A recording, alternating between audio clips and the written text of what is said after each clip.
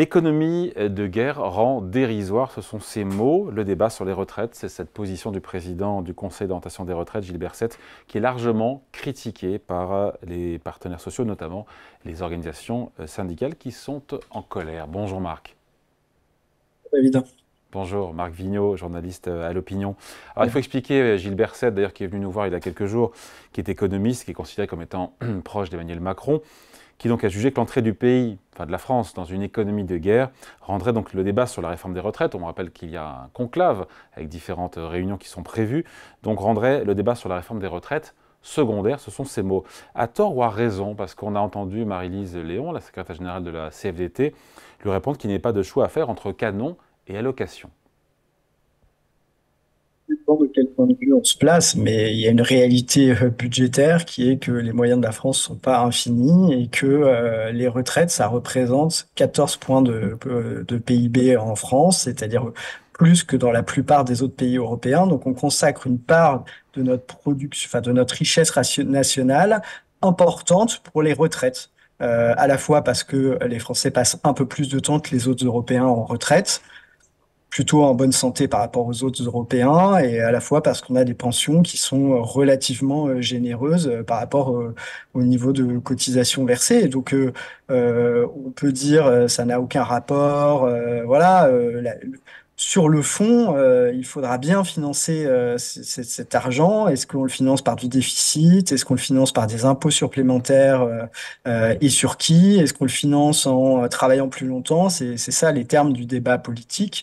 Et donc, ce que disent les organisations syndicales, a priori, c'est que ils ne veulent pas que ça soit en travaillant plus longtemps qu'on finance cet effort. Et Marie-Lise Léon, comme vous l'avez souligné, de la CFDT, elle réclame une grande conférence sur les finances publiques pour savoir comment répartir les efforts pour à la fois continuer à réduire un peu le déficit parce qu'ils sont bien conscients ils ont bien conscience que le déficit est extrêmement élevé en France et que donc fait que la dette continue d'augmenter à un rythme assez élevé et, comment on répartit les efforts, qu'est-ce qu'il faut faire. Voilà, il y en a qui disent, bah, à partir du moment où les retraites représentent 25% des dépenses publiques, si vous voulez faire de la place pour d'autres dépenses publiques, eh bien, il faut trouver sur les grandes masses. Est-ce qu'on a envie de prendre au ministère de l'Intérieur, à la sécurité, voilà, et où est-ce qu'on trouve cet argent? Et le plus évident en termes de comparaison internationale, là où le modèle français est le plus décalé par rapport aux autres, c'est évidemment sur la retraite. Donc sur le fond, Gilles Berset a assez raison. Après, Sur la forme, vous euh, avez raison, il y a le fond, il y a la forme, on est en plein conclave. C'est pas un peu maladroit de la part du président du Conseil d'orientation des retraites que de mettre comme ça un peu d'huile sur le feu. Les syndicats disent qu'il a un devoir de, pas de partialité, mais de neutralité. Il n'est pas sorti un peu de son rôle, là? c'est-à-dire qu'il s'explique, il s'exprime sur un site qui s'appelle Telos, qui est un site un peu de spécialistes. Et quand Gilles Berset a été nommé président du corps, personne ne lui a dit tu t'exprimeras plus en tant qu'économiste. Donc en tant qu'économiste, il donne un avis sur, voilà, personne dans le débat public peut faire abstraction de la nouvelle situation internationale. Après, on savait déjà que ça serait compliqué de revenir à 63 ans ou à 62 ans comme âge minimum de départ sans avoir ces dépenses à financer. Donc ça Ça coûte souligne combien d'autant d'ailleurs, plus que ça pardon? sera... Ça coûte combien un retour à 63 ans ou à 62 ans de l'âge de départ à la retraite? Ça dépend comment vous comptez, si vous comptez uniquement pour le déficit des retraites ou pas. Si vous annulez la réforme de 2023, ça coûte 24 milliards d'euros en comptant tous les effets bénéfiques sur les finances publiques du fait que vous allez augmenter le taux d'emploi des seniors. Et d'ailleurs, il y a une très bonne étude du Conseil d'analyse économique qui n'est pas spécialement dirigée par des économistes qu'on pourrait qualifier de droite, qui a montré que le taux d'emploi des seniors en France, contrairement à ce qu'on pense, il est excellent sur la tranche 50-59 ans. Pourquoi? Bah parce que quand on a décalé l'âge de départ à la retraite, les entreprises ont gardé leurs seniors en emploi, ceux qui étaient déjà en emploi, et en fait le taux de chômage des seniors, le taux d'inactivité des seniors par rapport aux autres pays est pas tellement mauvais. Là où le bas blesse en France, c'est de 60 à 64 ans, bah, parce qu'on n'a pas reculé l'âge de départ à la retraite aussi vite que nos voisins. L'âge moyen de départ à la retraite, hein, que ça soit par la durée de cotisation ou par l'âge d'ouverture des droits, comme on dit. Voilà, clairement, euh, euh, on a un problème en France de taux d'emploi des seniors et c'est un des enjeux qu'il va falloir poser. D'ailleurs, le président du corps qui enfonce un petit peu le clou en affirmant que la question deviendra plutôt comment augmenter rapidement, dans ce contexte de nouvel effort à faire, notamment pour financer les crédits militaires, comment augmenter rapidement cet âge de départ à la retraite au-delà de 64 ans. Mm.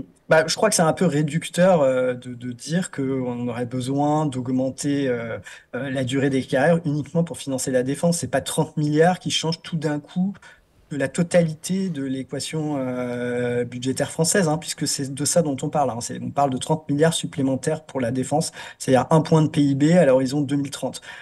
C'est juste, on constate que pour les spécialistes chiffraient avant l'effort de défense nécessaire supplémentaire entre 120 et 150 milliards d'euros, les efforts à faire sur les finances publiques par an à l'horizon 2030. C'est-à-dire qu'il faut d'abord faire 30, puis 60, puis 90 et Attendez, arriver jusqu'à juste, je 120. coupe, Marc. Pourquoi faire 150 ou 180 milliards? C'est pourquoi? C'est pour stabiliser la dette, pour financer la transition Justement, écologique, pour c'est ce que financer j'allais dire. le militaire? Rien que pour stabiliser la dette, pour éviter qu'elle continue à augmenter, elle augmente continuellement depuis des années. À chaque crise, elle passe des paliers, ce qui est tout à fait normal parce qu'on a besoin de relancer l'économie face à des crises. Le problème, c'est que quand la crise s'arrête et qu'elle n'est pas aiguë, bah, elle continue à augmenter. Et là, le déficit est à plus de 6 points de PIB et donc la dette augmente rapidement. Donc, en fait, pour éviter que la dette augmente, dans la situation économique actuelle, je ne vais pas être trop technique, mais en gros, il faut revenir à ce qu'on appelle un déficit, c'est-à-dire la différence pardon, entre les recettes et les dépenses.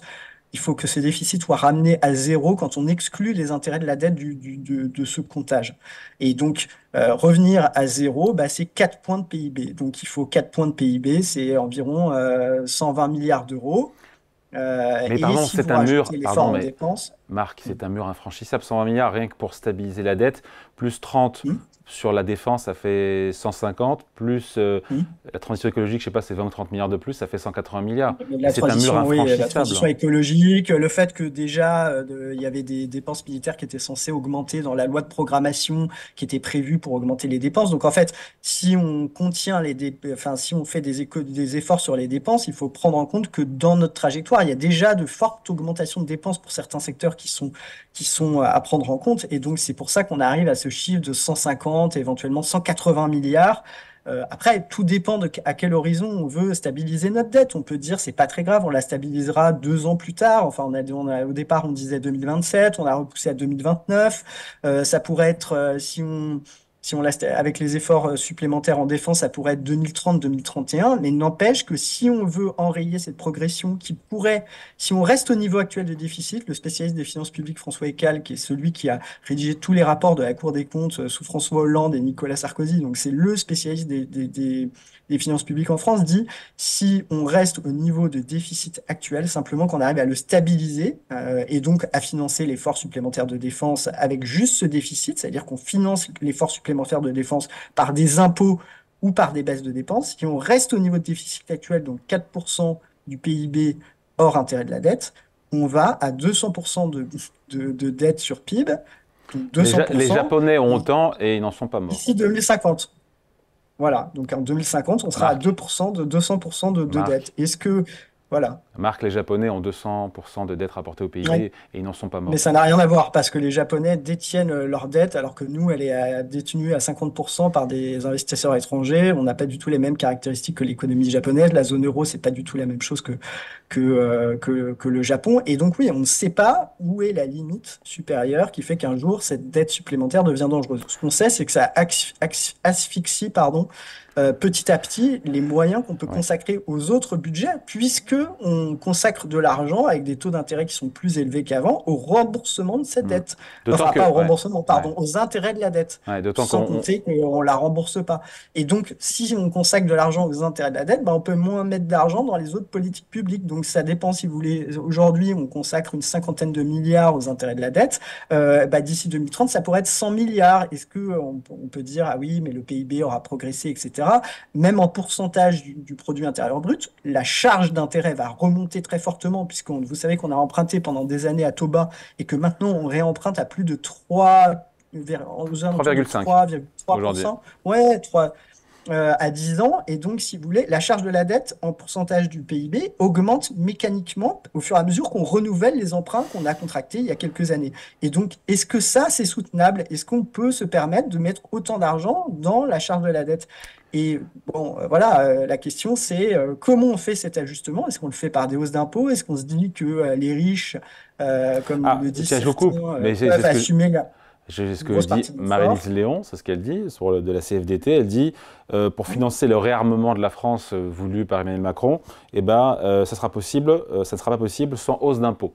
Voilà, c'est ce qu'elle C'est dit. possible, mais c'est pas ça qui va nous dispenser de faire un effort sur le fait que la France est extrêmement décalée par rapport à tous les autres pays les retraites. Elle dépense beaucoup plus que les autres et ses seniors partent plus tôt du marché du travail que dans les autres pays, alors que les autres pays arrivent à garder leurs seniors en emploi. Donc on ne voit pas pourquoi la France serait une île, le seul pays dans lequel on ne peut pas partir un peu plus tard à la retraite, moyennant évidemment plein d'ajustements, regardant qui part à la retraite plus tard, ne pas le faire sur les métiers les plus pénibles ou faire de la prévention sur les métiers pénibles. On a un énorme retard en France sur la prévention de la pénibilité, sur comment faire pour que les gens réorientent leur carrière, etc. Donc il y a plein de mécanismes à trouver. Mais dire qu'on ne peut pas reculer l'âge de la retraite, voire qu'on va le rebaisser, si toute l'équation de François Bayrou, je rappelle, dans cette délégation paritaire permanente, c'est ça le nom officiel du conclave,